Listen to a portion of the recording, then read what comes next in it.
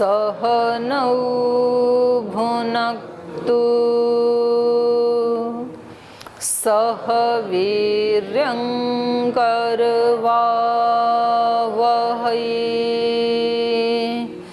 तेजस्विनावधीतमस्तु मा विद्विषावहै। ॐ व्रतानां व्रतपते व्रतं चरिष्यामि तच्छकीयं तन्मे राध्यताम्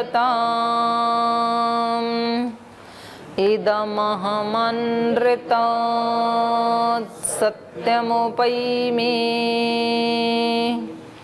ॐ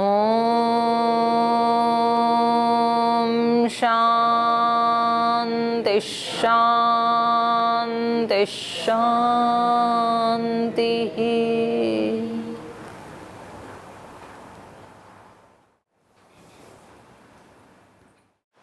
तो कल हमने पढ़ा था परशुराम जी जब इनके सामने आते हैं और महाराजा दशरथ की अनुनय विनय को भी वो अनादृत करके और सीधे श्री राम की तरफ ही बढ़ जाते हैं और उनको बताते हैं कि ये दो धनुष, दिव्य धनुष कभी विश्वकर्मा ने बनाए थे और एक उन्होंने शिव को दिया था, एक विष्णु को दिया था।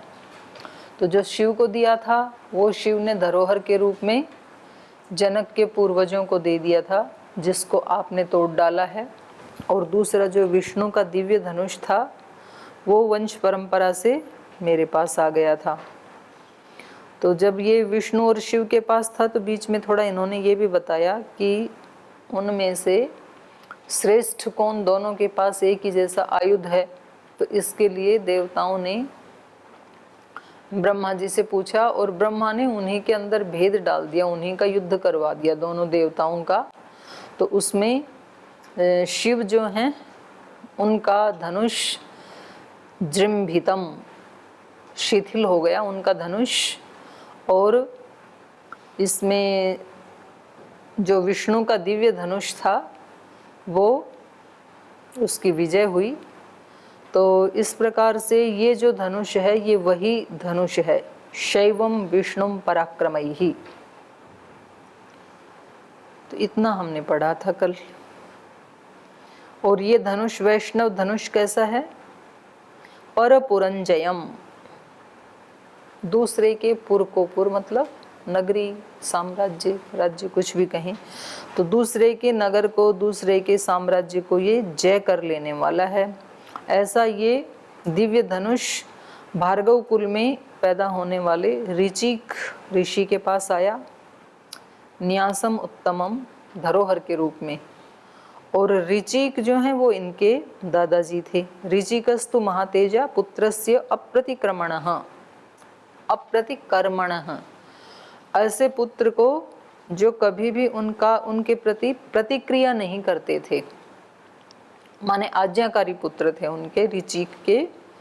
ऐसे जमदग्नि पुत्र को ये दिव्य धनुष उन्होंने दे दिया था धरोहर के रूप में। तो ये इसकी पीछे की कहानी है। तो आपका कोई प्रश्न है तो आप पूछ सकते हैं जी। ओम दीदी प्रणाम।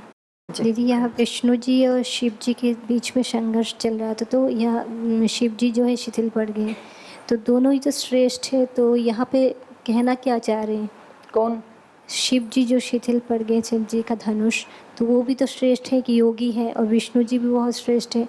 तो दोनों में संघर्ष हुआ और ऐसे एक शिव जी फिर शिथिल पड़ गए, तो इसमें यहाँ कहना क्या चाह रहे हैं? यही कहना चाह रहे हैं, युद्ध करेंगे तो एक की तो हार होगी, एक की जीत होगी।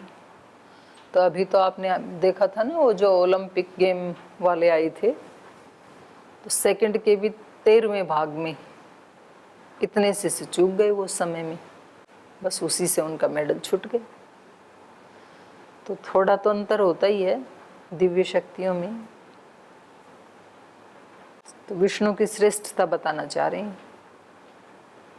तो कि विष्णु जी शिव जी से ज़्यादा श्रेष्ठ है? अब अपन क्यों इस चक्कर में पड़े, अपने लिए तो दोनों ही श्रेष्ठ हैं। तो देवताओं ने किया ये काम, तो दोनों में से कोई, जब दो का संघर्ष होगा तो कोई एक तो फिर विजयी होगा ही। आपको किस तरह से प्रश्न आया? मतलब ऐसे कैसे? आपको ये लग रहा है ना दोनों ही श्रेष्ठ हैं, तो दोनों में हम किसको ये कह सकते हैं कि वो शिथिल पड़ गई? तो जब दो संघर्ष करेंगे या झगड़ा करेंगे, लड़ाई करेंगे, युद्ध करेंगे, तो ये समान बल वालों में ही युद्ध होता है हमेशा। ऐसा तो होता ही नहीं है कि एक तो अत्यंत बलवान हो, एक अत्यंत कमजोर, तब युद्ध होगा ही नहीं। होता ही उनके बीच में है जो समान बल वाले होते हैं। तो ये दोनों देवता भी समान बल हैं, इनके धनुष भी समान बल वाले हैं। समान सारम में से आया था, तो उसमें तो भी किसी एक को तो थोड़े से भी माइनर पॉइंट से भी रह जाए, शिथिल ही पड़ गया। ये भी नहीं बताया कि वो पराजित हुए, ऐसा तो नहीं बताया। इनका धनुष उनके धनुष की अपेक्षा शिथिल पड़ गया, इतना बताया बस। अर्थात विष्णु के पराक्रम को देख करके शिव अचंभित से रह गई, ऐसे आया यहाँ पर।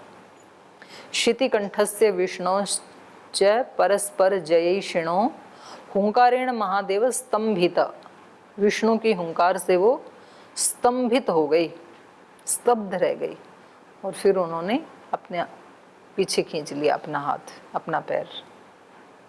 ओम दीदी जी प्रणाम। मेरा भी प्रश्न यही था, इसमें ये था कि ये भगवान शिव और भगवान विष्णु को पूछते हैं हम, और महादेव भी कहते हैं शिव जी को। तो ये इतने पराक्रमी थे, देवता थे, तो ये बाकी देवताओं के कहने पे ब्रह्मा जी ने इन दोनों के बीच में विरोध उत्पन्न कर दिया। तो ये चीज़ें समझ में नहीं आई, कृपया इस पर प्रकाश डालें। आपस में ही देवता लड़ रहे हैं, जबकि लड़ तो नहीं रहे हैं। हैं, लड़ नहीं रहे हैं, पर देव अभी मुक्त नहीं हुए ना। देव योनि में देव हैं, फिर उससे बड़े देव, फिर महादेव, लेकिन मुक्त तो नहीं हैं। तो कहीं ना कहीं तो बचा ही होगा। सात्विक अहंकार चैलेंज कोई कर देता है तो देवता भी उस समय फिर अपना धनुष तान लेते हैं। इसमें ब्रह्मा जी बीच में आके दोनों के बीच में विरोध की। ब्रह्मा जी ने सोचा भाई मैं क्यों निर्णय करूं, कुछ ऐसा उपाय करते हैं कि अपने आप ही निर्णय हो जाए, हम क्यों बीच में बुरे बने, कौन अच्छा कौन बुरा। और कई बार वो रेफरी जो है ना, वो निर्णय करने की स्थिति में होता भी नहीं है, क्योंकि दोनों ही एक जैसे प्लेयर होते हैं। तो कहते भाई हम क्यों निर्णय करें, इनकी दोनों की रेस करवा देते हैं, अपने आप निर्णय हो जाएगा। तो क्या दिक्कत है? ठीक है, देवता भी अपने। नहीं, दिक्कत नहीं है। आम मनुष्य हम लोग आपस में ये चीज़ होता है तो समझ में आता है, हमारी भावना इनके प्रति नहीं तो उनके मन में कोई ऐसा विद्वेष या कोई किसी का बुरा उन्होंने किया हो, ऐसा तो है नहीं। मान लो कोई समान बल वाले दो देवता कंपटीशन में उतरे तो अच्छी बात है, उतरे, इसमें क्या हानि है? ये तो कंपटीशन है, कोई उनका उस तरह का राग द्वेष वाला युद्ध तो नहीं है। तो अपने अपने दोनों के हाथ में एक एक धनुष दे दिया और करो भाई अब कंपटीशन, तुम्हारे में से ज्यादा बलवान, ज्यादा योद्धा कौन सा है, देखना चाहते हैं सब। यहाँ जो गेम होते हैं आपके गुरुकुल में, तो श्रद्धेय स्वामी जी जो बड़े आचार्य हैं उनकी वो करवा देते हैं रेस। स्वामी परमार्थ देव जी की, स्वामी आर्ष देव जी की, दोनों साथ दौड़ेंगे। ठीक है भाई, देखें इनमें से कौन सा आगे निकलता है। और आप लोग आनंद लेते हो कि नहीं? हाँ जी, कराई कराई, इनकी रेस भी कराई। और एक बार कोई बड़े गुरुजी आ जाएं, या अपने जो रमन डेती वाले गुरुजी आ जाएं, या फिर जो बड़े गुरुजी हैं अपने डुमेट वाले वो आ जाएं, और फिर वो बोलें कि स्वामी जी और आचार्य जी दोनों दौड़ लगाएं, हम देखेंगे, तो आपको कैसा लगेगा? हाँ जी, ये कंपटीशन तो करवाओ जी। तो ऐसा ही वो भी देखना चाह रही थी। तो दोनों जब दौड़ेंगे तो एक तो पीछे रहेगा ही। तो इसका ये मतलब थोड़ी है कि वो उनके अंदर कोई विद्वेष है या श्रेष्ठ नहीं है। दोनों को कोई नया धनुष दिया हो, कोई नई गाड़ी लाए हो, नई बाइक आई हो, बोल जी दोनों चलाओ, देखते हैं कौन आगे जाता है। इसी तरह का यही है। ओम प्रणाम दीदी जी। दीदी जी, पिछली कक्षा में आपने कहा कि परशुराम जी ने धरती को क्षत्रियों से विहीन कर दिए थे अपने गुस्से के कारण, और ऐसे अनेक ऋषि भी हुए हैं जो गुस्से में मतलब किसी को श्राप दे देते हैं, किसी को भस्म कर देते हैं, जबकि योग का प्रभाव तो शांत होना है। तो इतना उनमें गुस्से क्रोध कहाँ से आता है और वो अपने आप को कैसे मतलब नियंत्रित नहीं कर पाते हैं? जैसे आपका टाइम टेबल चेंज करते ही आपको कैसा लगा, तो इससे आपका ऋषित्व कम थोड़ी होगा। आप एक प्रामाणिक सन्यासी हैं, पुरुषार्थी भी हैं, पढ़ाई भी करते हैं, विनम्र भी हैं, लेकिन तो भी मतलब जब आपकी जो अपनी एक व्यवस्था है उसके अनुकूल कोई कार्य नहीं होता है तो कैसा लगता है? अच्छा नहीं लगता है ना। ऐसे ऋषियों को भी लगता है। ऐसे हम तो सामान्य में आते हैं। सामान्य में कहाँ आते हो आप? सन्यासी कोई सामान्य होता है? असामान्य ही होता है। और आप उसको ये थोड़ी समझते हो कि ये मेरी वीकनेस है। आप ये समझते हो कि जी मैं बिल्कुल न्याय के लिए बोलता हूँ। जब वो तोड़ देते हैं व्यवस्थाओं को, एक व्यवस्था बनी है उसको एक दो विद्यार्थी तोड़ देते हैं, नहीं जी इस समय नहीं, इस समय पढ़ेंगे, तो ये तो व्यवस्था का उल्लंघन है ना। तो आप कहते हो जी इसलिए मेरे को अच्छा नहीं लगता, इसलिए गुस्सा आता है। तो ऐसे ही उनको भी तभी आता है। और ऐसे जो बड़े लोग होते हैं उनके गुस्से को गुस्सा या क्रोध नहीं कहते हैं, उसको मन्यु कह देते हैं, क्योंकि वो अपने उसके लिए किसी निजी स्वार्थ के लिए ऐसे नहीं करते हैं। अब ऐसे तो भगवान का भी एक रुद्र रूप है। मनुष्य लोग जो हैं, अब आप कहो कि चलो ऋषि तो फिर भी मनुष्य हैं, भगवान तो त्रिगुणातीत हैं, तो कोई भला करे बुरा करे वो सब को समदृष्टि से देखने वाले हैं। समदर्शी है नाम तिहारो।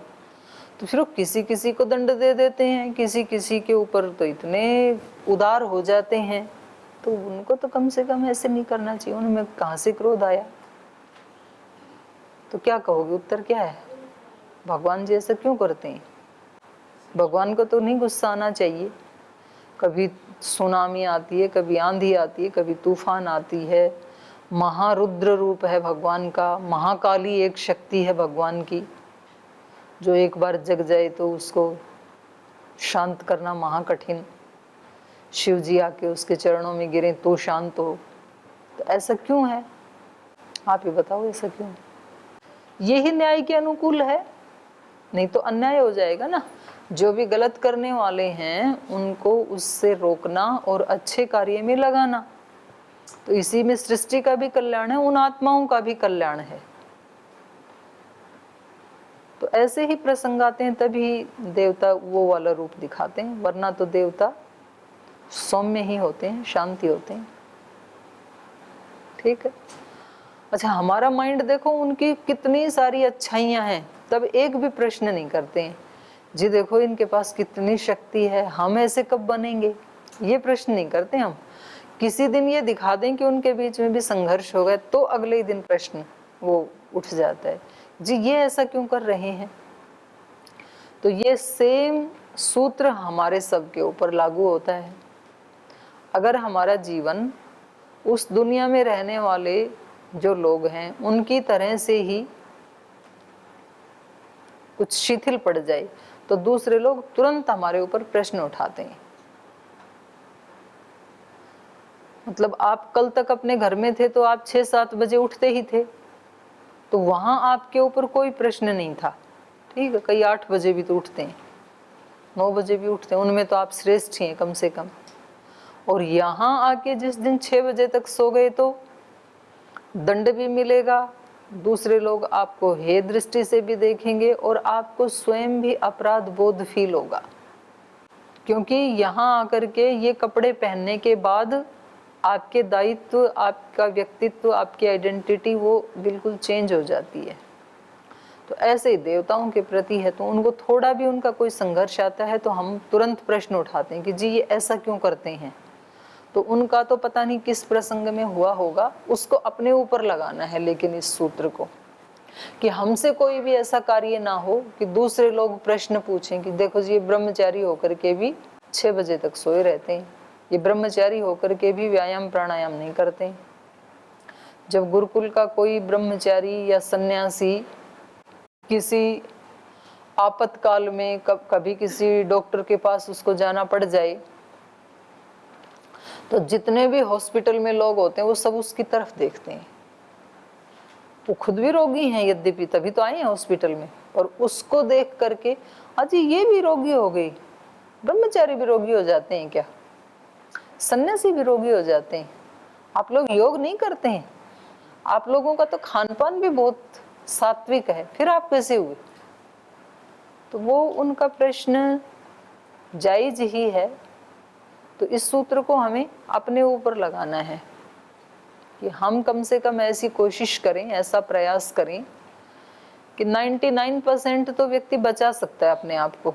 1% कभी प्रारब्ध वशा भी जाता है। अभी बिल्कुल ठीक चल रहे हैं, लेकिन पीछे का जो कर्माशय वो भी साथ चल रहा है। तो कई बार ऐसे योगियों को भी कभी कभी ऐसी बीमारियां हो जाती हैं। तो उसमें दोनों ही कारण होते हैं। एक तो इस जन्म में साधना की तरफ तो पूरा ध्यान दिया, लेकिन स्वास्थ्य की तरफ ध्यान नहीं दिया, एक तो ये कारण होता है। दूसरा कारण ये, स्वास्थ्य की तरफ भी ध्यान दिया, साधना की तरफ भी दिया, लेकिन कभी कोई पीछे का प्रारब्ध दोष ऐसा रहा होगा तो वो भी अपना फल देगा। ठीक है भाई साहब, और कोई प्रश्न? ओम दीदी जी प्रणाम। वो पीछे आया था कि परशुराम जी ने कश्यप जी को पृथ्वी दान में दी थी, तो कश्यप जी तो सूर्यवंश के दूसरे नंबर के राजा थे, और अब चल रहा है लगभग राम तक 40 नंबर के राजा हो गए। तो इतने वर्ष तक परशुराम जी जीवित थे? ये तो प्रश्न बनता है, ये मेरे मन में भी आया था कल। अब तो ये वो ही कश्यप हैं या इनके उसमें खानदान में कोई दूसरा कश्यप है, तो इस प्रश्न का उत्तर ठीक ठीक नहीं दिया जा सकता है, विचारणीय है ये। कश्यप के बाद तो कितने इनके और आ गए? 38 राजा हुए 38 लगभग। तो इसमें देखो दो बातें हैं। एक तो जो है ना, एक सूक्ष्म शरीर में ना, ऐसा मैंने बहुत योगियों का सुना।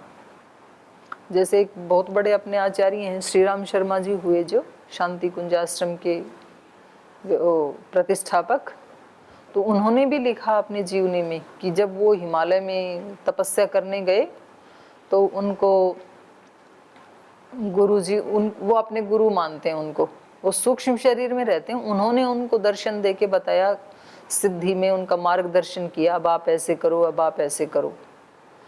और जो अपने सनातन धर्म को मानने वाले हैं उनका ये कहना है कि सनक, सनंदन, सनत कुमार और चौथे कौन है? सनक, सनंदन, सनातन और सनत कुमार, ये चार हैं। ये चार ऋषि सदा जिंदा हैं, ये अभी अमर हैं, मतलब ऐसा है उनका मानना। जो भी तपस्या करते हैं वो उनको दर्शन देते हैं सूक्ष्म रूप में। और ये भी मान्यता है कि हनुमान जी अभी भी सूक्ष्म शरीर में जिंदा हैं, और जहाँ कहीं भी श्री राम की चर्चा होती है, रामायण की चर्चा होती है, तो वो सूक्ष्म रूप में वहाँ पहुँच जाते हैं, ऐसा उनका मानना है। और ये मतलब बिल्कुल अवैज्ञानिक भी नहीं है। सूक्ष्म शरीर तो नष्ट होता ही नहीं है, तो जब तक उसको आत्मा को अगला शरीर वो धारण नहीं करेगा तो वो सूक्ष्म शरीर में रहता है। और सूक्ष्म शरीर में रहते हुए उसको ज्ञान कैसे हो, तो ये बात तो है हम जैसे साधारण आत्माओं की। लेकिन जो योगी आत्मा है, आपने योग दर्शन में भी पढ़ा ना, चतुर्थ पाद में, कि वो जब भी चाहे जैसा भी शरीर वो बना सकता है। उसको जैसे माता पिता के संयोग से संतान की उत्पत्ति होती है, उस प्रक्रिया तक आने की जरूरत नहीं है।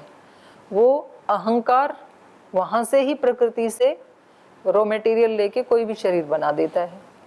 उसको इंद्रियों की, मन की, 5 सूक्ष्म तन्मात्राओं की, 5 भूतों की आवश्यकता नहीं है। इस वाले प्रोसेस तक आने की जरूरत नहीं है उसको। तो ये लोग जो हैं, जो सूक्ष्म शरीर धारण करके रहते हैं, देवता 2 प्रकार के हैं। एक तो जो महर्षि दयानंद ने बताया, माता पिता, गुरुजन, विद्वान, धर्मात्मा, इन सब को भी देव बताया। फिर सूर्य, चंद्र, पृथ्वी आदि इनको भी देव बताया। ये जड़ देवता हैं, चेतन देवता हैं।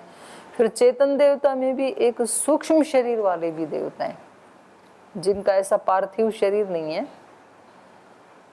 और ये योग दर्शन में भी पूरा बताया, जो विभूतिपाद है। तो मुझे तो उसके ऊपर मतलब बहुत ज़्यादा विश्वास है, ऐसा होता है, ऐसा मैं अपना व्यू दे रही हूँ। और कुछ हमने अपने में जीवन में तो नहीं देखा, दूसरों के जीवन में लाइव देखा है ऐसे योगियों को जो सूक्ष्म शरीर धारण करके रहते हैं।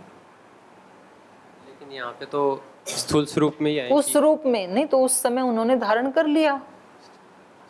जब उनको श्री राम के सामने आना था तो वो कोई भी शरीर धारण कर सकते हैं। अपना इतने वर्ष पुराना जो शरीर है उसको भी धारण कर सकते हैं। और दूसरे योनि भी, मनुष्य योनि से इतर योनि का शरीर भी धारण कर सकते हैं वो। अब इनके पास आकाश गमन की भी तो सिद्धि थी, पृथ्वी के ऊपर नहीं रहते थे ये।